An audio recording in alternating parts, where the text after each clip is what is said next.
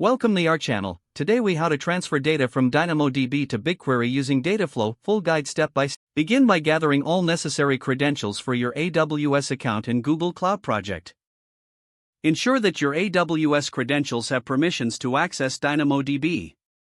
Next, confirm that your Google Cloud Project is set up with BigQuery enabled.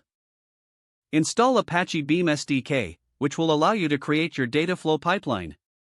Use a terminal or command prompt to install the SDK through pip. Create a new Python file to define your Dataflow pipeline. Import the required libraries, including Apache Beam and the specific connectors for DynamoDB. Define the main function where your pipeline logic will reside.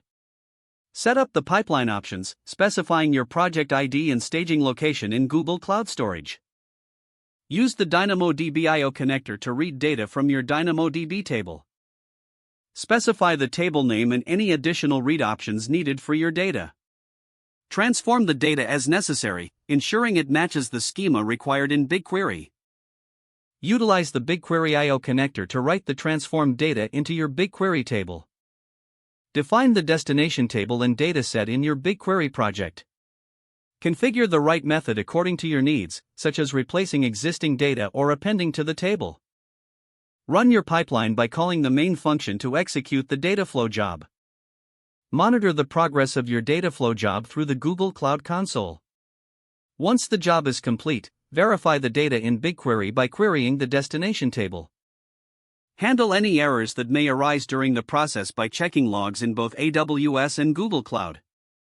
Consider optimizing your pipeline based on data size and complexity for future runs. Repeat the process as needed for additional data transfers or modifications to your schema. If the page does not load, refresh the browser or try again in a private or incognito window. Make sure you are using the correct email address, then retype it carefully to avoid small typos.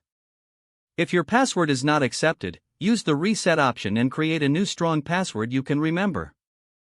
Check your spam folder for verification or security emails, then complete any requested confirmation steps.